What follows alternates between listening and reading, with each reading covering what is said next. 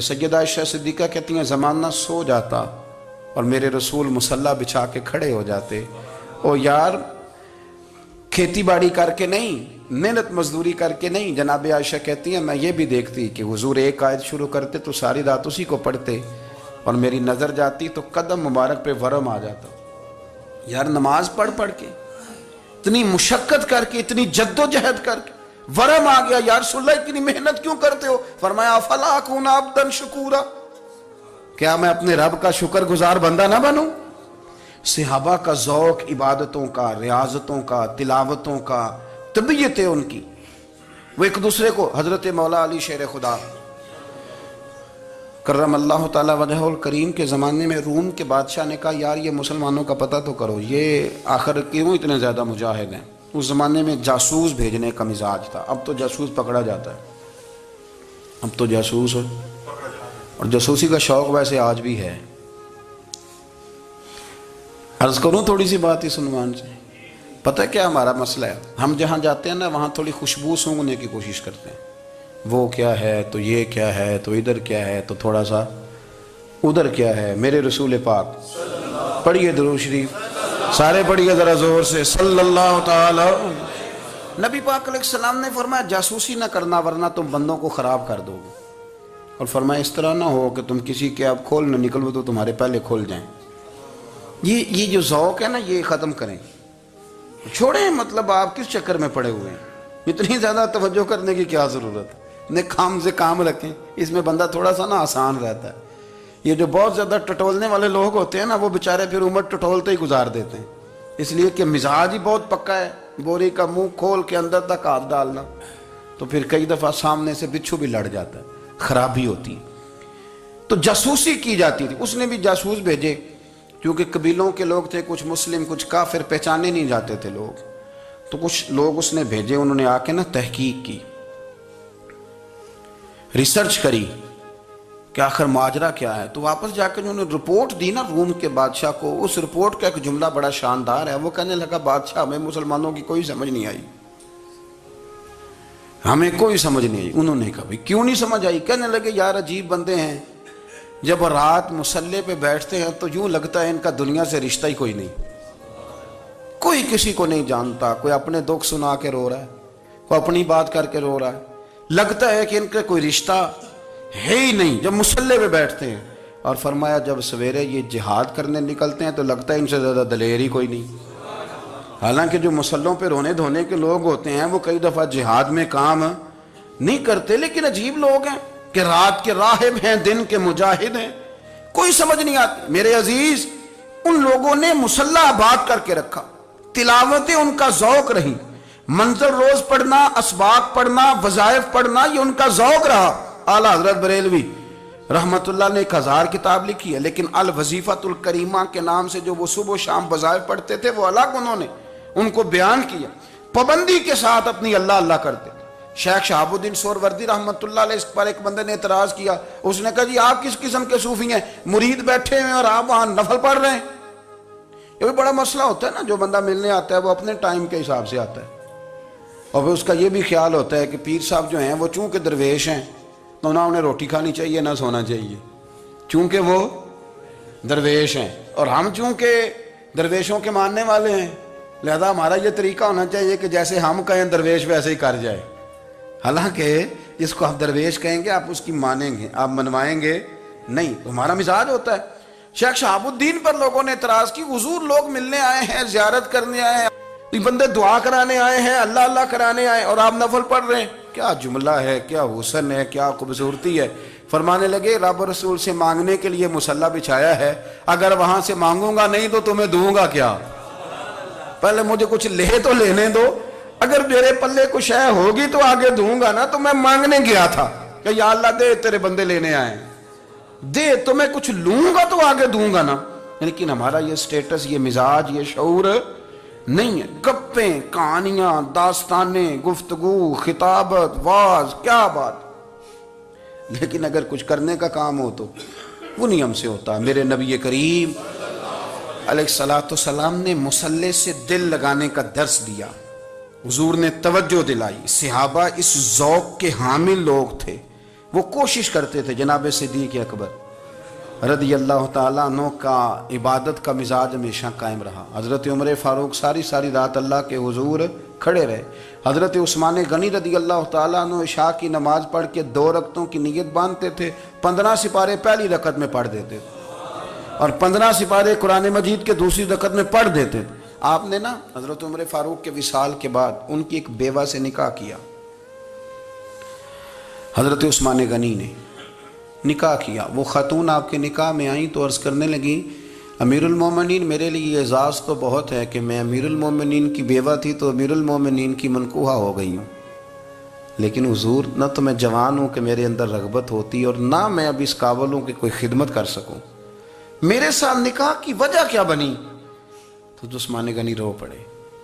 فرمانے لگے میں نے عمر فاروق کو مسجد میں اپنے رب سے ڈرتے ہوئے دیکھا ہے، میں نے اسے روتے ہوئے دیکھا ہے، عدل کرتے دیکھا ہے، انصاف کرتے دیکھا ہے، امت کی خیر خواہی کرتے دیکھا. تمہارے ساتھ نکاح اس لیے کیا ہے کہ تم مجھے یہ بتاؤ کہ عمر فاروق گھر کے اندر اپنے رب کو کیسے راضی کرتے تھے، گھر کے اندر کیسے راضی کرتے تھے، وہ طریقے بتلاؤ، تم بتاتی جانا اور میں بھی اسی طرح گھر میں عبادت کروں. میرے رسول کریم علیہ السلام نے ارشاد فرمایا، حضور فرمانے لگے جس گھر میں اللہ کا ذکر ہوتا ہے وہ گھر زندوں کا ہے، اور جس گھر میں رب کریم کا ذکر نہیں ہوتا وہ گھر زندوں کا نہیں ہے. گھر نا ہم نا کتابوں میں پڑھتے ہیں کہ ایک بزرگ کہتے ہیں، حضرت فضیل بن عیاض کہتے ہیں کہ میں ایک گلی سے گزر رہا تھا تو گھر کے اندر کسی قاری صاحب نے قرآن کی آیت پڑھ دی ولی من خاف مقام ربہ جنتان. میں تے میرے کانوں سے ٹکرائی تو اللہ نے میری کایا ہی پلٹ دی، میں توبہ کر گیا. اب گھر کے اندر سے آواز آئے تو صحیح نہ تلاوت کی، پر اندر سے آواز آتی نہیں، یا ڈیک بجنے کی آواز آتی ہے، یا ٹی وی چلنے کی آواز آتی ہے، یا دھوم مچانے کی آواز آتی ہے. عبادت کا وہ جو خاص شوق تھا، وہ جو حسن تھا، وہ جو توانائی تھی، وہ جو بات تھی. ایک جگہ پہ ہم بیٹھے تھے تو وہاں ایک صاحب آئے اور انہوں نے آتے ہی کہا کہ مہربانی کریں ذرا مجھے مصلی دے دیں، میرے نہ کچھ نفل رہ گئے. تو میں نے وضو کر لیا تو کوئی مصلی مل جائے. مصلی انہیں دے دیا گیا، وہ مصلی لے کے چلے گئے تو پیچھے ایک صاحب نے تبصرہ کیا، کہنے نے کتنا ریاکار بندہ ہے، لوگوں کو دکھا رہا ہے کہ میں نفل پڑھتا ہوں، ہے کو بات کرنے والی. میں نے اسے کہا، میں نے کہا تو مہربانی کرنا اس طرح کی ریاکاری تو بھی کر، پکڑ مصلی اور جا تو بھی تھوڑی ریاکاری کر کے آ، اٹھ ذرا شکر کر کوئی یہ ریاکار بھی ملا ہے، کوئی نفل پڑھ کے ریاکاری کر رہا ہے. اللہ کا میں کہتا ہوں کو پڑھے تو صحیح نہیں، یہ کوئی دور ہے نفل پڑھنے کا؟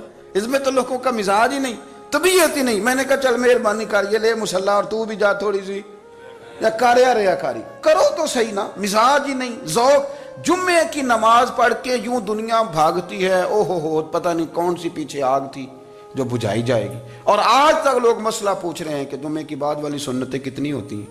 میں نے کہا کتنے سال ہو گئے جمعہ پڑھتے، کتنے سال ہو گئے، ابھی تک سنتوں کا نہیں پتا، ابھی تک نہیں علم کے پہلے کتنی رکھتے ہیں اور بعد میں کتنی رکھتے ہیں. فجر کی سنتیں کب پڑھنی چاہیے؟ سنو فجر کی سنتوں کے بارے میں. میرے رسول کریم سید عالم صلی اللہ تعالی علیہ وسلم سے ایک صحابی نے پوچھا تھا، حضور میری فجر کی سنتیں رہ گئیں یا رہ جاتی ہیں تو حکم کیا ہے؟ کیا انداز ہے حضور کا. بخاری مسلم کے لفظ سنو. حضور سید عالم صلی اللہ علیہ وسلم فرمانے لگے، اس نے کیا پوچھا تھا، حضور جواب کیا دیتے ہیں؟ فرمایا فجر کی سنتیں کبھی نہ چھوڑنا، فجر کی پہلی 2 سنتیں کبھی نہ چھوڑنا. یا رسول اللہ صلی اللہ تعالی علیہ وسلم میری رہ گئی ہیں، رہ جاتی ہیں. فرمایا فجر کی 2 سنتیں نہ چھوڑنا. فرمایا فجر کی پہلی 2 سنتیں مجھے دنیا اور دنیا کے اندر جو کچھ ہے وہ سب سے زیادہ پیاری ہے. فجر کی 2 سنتیں دنیا اور دنیا میں جو کچھ ہے مجھے وہ سب سے زیادہ پیاری ہیں. اس لیے فجر کی سنتیں نہ چھوڑنا. اپنا ذوق، اپنی طبیعت، ہم نے نا ذوق غلط بنا لیا ہے. اگر 20 بندے کہہ بھی دیں گے تو نے بڑی شاندار تلاوت کیا تو کیا اس سے بنے گا؟ 100 بندہ کہہ بھی دے تیری کیا بات ہے، کیا بات ہے نعت خاں کی، کیا بات ہے علامہ صاحب کی، پیر صاحب کی، پیر مہر علی شاہ صاحب رحمت اللہ علیہ. آپ تشریف فرما تھے تو آپ کے ایک ہی بیٹے بابو جی جن کو کہا جاتا ہے، جس دن صاحبزادے پیدا ہوئے تو خادم نہ وہاں سے نکلا. ان لوگوں کے شوق اور طرح کے تھے نا تو ان کی توجہ بھی اپنے شوق کی طرف رہتی. تو خادم نکلا اندر سے، پیر صاحب مبارک ہو، پیر صاحب مبارک ہو، پیر صاحب مبارک ہو، پیر صاحب مبارک ہو، شور کر رہا ہے. تو تو پیر صاحب کو وجد ہو گیا، اللہ اکبر اللہ اکبر اللہ، وہ کیا ہوا، کس بات کی مبارک دے رہے ہو؟ عرض کی حضور اللہ نے بیٹا دیے۔ تو آپ فرمانے لگے اچھا حضور آپ کیا ہوا، آپ تو پریشان ہو گئے۔ فرمانے لگے جب تو نے 3 دفعہ کہا نا مہر علی کو مبارک ہو، تو میں سمجھا تھا شاید تجھے کسی نے بتا دیا ہے کہ مہر علی سے اللہ راضی ہو گیا۔ میں سمجھا تھا کہ شاید تو یہ خبر لے کے آیا ہے کہ کسی نے بتایا ہے کہ مجھے آج خبر ملی ہے کہ مہر علی سے رب اچھا پتر ہوا ہے، الحمدللہ اللہ کا شکر ہے، پر میرے لیے مبارک کا دن وہ ہوگا جب میرا رب کہے گا کہ میں مہر علی سے راضی ہوں، میرے محبوب کہیں گے کہ میں مہر علی سے۔ آپ بات کو سمجھیں، شوق ہی کسی اور طرف تھا، دل ہی کہیں اور لگا ہوا تھا، طبیعت ہی کہیں اور مائل تھی۔ کوئی وظیفہ پوچھتے تھے تو پڑھتے تھے وہ لوگ، کچھ اللہ اللہ انہیں بتائی جاتی تھی تو کرنے کا ذوق رکھتے تھے، طبیعت تھی، قائل تھے۔ حضرت ربیع کہتے ہیں میں بڑی دور سے سفر کر کے گیا حضرت اویس کرنی سے ملنے، بڑی دور سے، اور جب میں پہنچا تو فجر کا وقت تھا، تو حضرت اویس کرنی کو میں نے پا لیا، تو وہ نماز پڑھ کے نا قرآن شریف لے کے بیٹھ گئے۔ فرماتے ہیں اشراق چاشت کا وقت ہوا تو نفلوں کی نیت باندھ لی۔ محدث ابن الجوزی نے لکھا ہے، فرماتے ہیں پھر جب زوال کا وقت ہوا تو مسجد میں جھاڑو دینے لگ گئے، زور کی نماز پڑھ کے تو عصر کی تیاری تک وہ مسجد میں بیٹھے رہے، اور میرے نبی پاک علیہ السلام نے فرمایا جو نماز کے انتظار میں بیٹھا ہو وہ نماز ہی میں ہے، وہ نماز ہی میں ہے۔ فرمایا میری دنیا میری امت کی جو رہبانیت ہے نا وہ اتنی ہے کہ نماز کا انتظار کرے، اذان کے بعد نماز کا یہ راہب ہیں، یہ اس وقت چھوڑ کے بیٹھے ہیں سارا کچھ۔ فرماتے ہیں عصر تک انہوں نے اللہ اللہ کی، پھر مغرب تک کی، عشاء کی نماز ہوئی تو نماز پڑھی تو وہ تھک گئے، اب مجھے وہ فارغ ہوں مصلی چھوڑے تو میں ملاقات کروں نا۔ یہ آپ حیران نہ ہو کہ اتنی دیر بندہ کیسے اللہ اللہ کر، ہم نے کی نہیں نا اس لیے ہم پریشان ہیں، جو عادی ہوتے ہیں وہ کر بھی لیتے ہیں، وہ یہ کام۔ میری بات کی سمجھ آ رہی ہے؟ جب جاتے ہو کسی دفتر میں تو 8 گھنٹے کھڑے رہ لیتے ہو نا، مجبوری ہوتی ہے تو کھڑے رہا جا سکتا ہے۔ پاسپورٹ کے دفتر بولیے، امیگریشن کی لائنوں میں، اور میں نے تو امبیسیوں میں بندے 12 گھنٹے پہلے جا کے کھڑے دیکھیں، رہ لیتے ہیں کھڑے۔ تو اگر ان کاموں کے لیے رہا جاتا ہے تو اللہ رسول کے لیے بھی کھڑے رہا جا سکتا ہے۔ تو فرمانے لگے کہ جب عشاء کی نماز کے بعد آخر انسان تھے، تھک گئے، نیند کا غلبہ ہوا تو تھوڑی ایسے آنکھ بند ہوئی تو کھلی تو رونے لگے۔ حضرت ویسے کرنی رو کے کہنے لگے مالک مجھے غافل تو نہ کر، ابھی میں نے کیا بھی کچھ نہیں، دن ختم ہو گیا، کوئی نفل نہیں، کوئی اللہ اللہ نہیں، اللہ مجھے غافل نہ کر، میری مدد فرما۔ فرماتے ہیں جب وہ روئے تو میرے ساتھ جو شخص تھا میں نے کہا اٹھو چلیں، کہنے لگا حضور ملنا نہیں، فرمایا جو میں لینے آیا تھا وہ مجھے مل گیا ہے، جو میں ان سے سیکھنے آیا تھا وہ مجھے نصیب ہو گیا، اب اور میں نے کیا لینا، ختم ہو گئی بات، اٹھو چلیں۔ اللہ کے بندوں نے حضرت ربیعہ بن کعب اسلمی رضی اللہ تعالیٰ عنہ فرماتے ہیں، کہتے ہیں جب بنو قریظہ اور بنو نذیر یہودیوں کے ساتھ حضور علیہ السلام نے جنگ کا اعلان فرمایا تو وہ دشمن ہو گئے، ہمیں خطرہ تھا کہ وہ رات کو کہیں محبوب کو تکلیف نہ دیں، تو کچھ لوگ نا تلواریں لے کے نبی پاک کے دروازے پہ پہرے داری کرتے تھے۔ گن مین رکھنا حرام نہیں، اگر کسی کو واقعی خطرہ ہو تو اس کے لیے سنت بھی ہے۔ حضرت علی المرتضیٰ تلوار لے کے حضور کے گھر کا پہرا دیتے تھے۔ حضرت ربیعہ بن کعب اسلمی رضی اللہ تعالیٰ عنہ فرماتے ہیں کہ رات میری ڈیوٹی تھی کہ میں حضور کے گھر کا پہرا دوں گا، تو فرماتے ہیں میں باہر سن رہا تھا، ساری رات ہی میرے نبی پاک نے اللہ کی تسبیح پڑھی، ساری رات، کبھی تسبیح، کبھی تحلیل، کبھی تحمید، کبھی تکبیر، ساری رات۔ فرماتے ہیں ساری رات حضور پڑھتے رہے اور ساری رات ہی میں سنتا رہا، مجھے اونگ آ گئی، میری آنکھ لگ گئی، حضور ابھی پڑھ رہے تھے، میں تھک کے سو گیا، اور فرماتے ہیں جب میری آنکھ دوبارہ سے کھلی تو میرے کانوں میں پھر کوئی چیز گونجی، تو میں نے کان لگایا تو میرے حبیب ابھی بھی اللہ کو یاد کر رہے، ساری رات حضور رب کی عبادت کرتے۔ اسی لیے تو کہا یا ایھا المزمل قم اللیل الا قلیلا، حبیب ساری رات تو نہ جاگا کر، تھوڑا آرام بھی کر لیے گا۔ میرے بھائی اپنا مصلی، اپنی عبادات، اپنے وظائف، اللہ اللہ جو آپ نے کسی سے سیکھی ہے اس کو کبھی کمزور نہ ہونے دیں۔ شجرہ شریف جو کسی بزرگ سے آپ لے لیتے ہیں تو کیا رسم ہے کوئی؟ اس پہ کچھ لکھا ہوتا ہے، وہ پڑھنے کے لیے دیا جاتا ہے، اس پہ لکھا ہوتا ہے کہ یہ اللہ اللہ آپ نے کرنی ہے۔ ساری زندگی کسی اسکول میں داخل ہو گئے اور وہاں جا کے آپ نصاب ہی نہ پڑھیں، کتاب ہی نہ کھولیں تو پاس ہو جائیں گے؟ وہ کہتے ہیں میں 20 سال جاتا رہا ملا کچھ نہیں، تو آپ نے لیا کیا ہے؟